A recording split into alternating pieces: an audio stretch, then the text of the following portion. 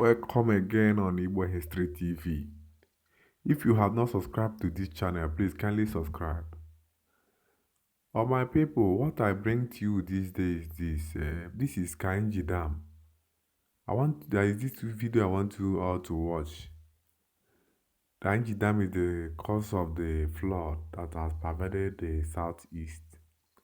I want all the people in the southeast to take note of this and be careful of another tragic flooding.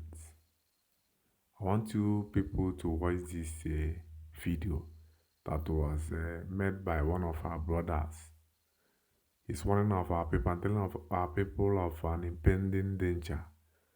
That Kainji Dam is the cause of the tragedy or the flood that has pervaded the southeast in the past days.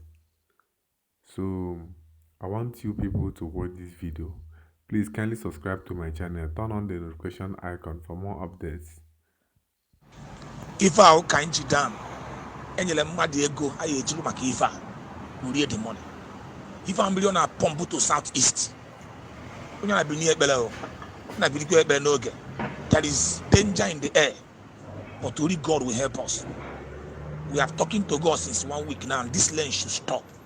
If our Kainji Dam, million a pump to southeast, if I jagi and the egg no juice leak, juice leak na cheba. So when I'm I believe God.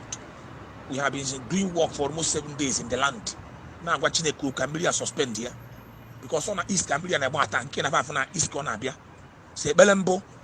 Now the kind of Bebela 24 hours. Now Jehovah God, it may hold you bruching. Now Jesus Christ born why Ibrunwa Fibo, Bruno Southeast, Watching a cook, watching a cook. In the mercy of God, every chineketa, you are Kainji Dam. Who facing southeast, we're not pumping now. While I yesterday, the message. So,